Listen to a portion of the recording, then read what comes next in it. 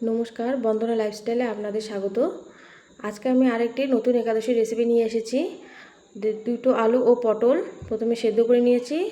এখানে আলু সন্দেশ লবণ আর বাদাম থেতো করে এটা মেখে একটি পুর বানিয়ে নেব। তারপরে পুরগুলো পটলের মধ্যে ভরে নেব।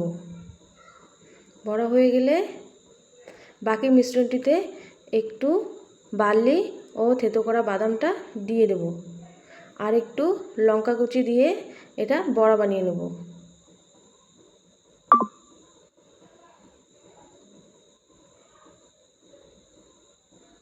এখানে কড়াইয়ে সাদা তেল দিয়ে দিয়েছি।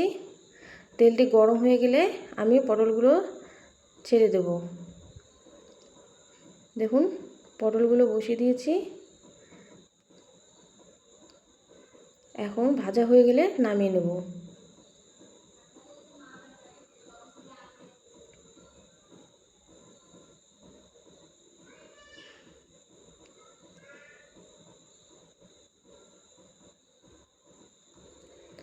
ভাজা হয়ে গেছে। এখন বড়াগুলো এভাবে দিব, দিয়ে একটু ভেজে নেব।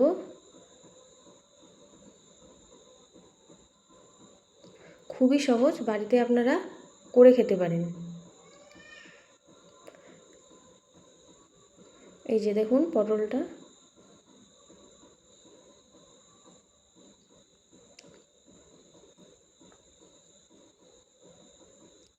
খুবই সফট হয়েছে।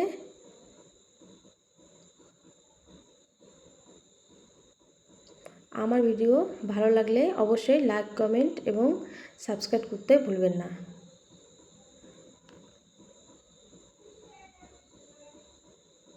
নমস্কার।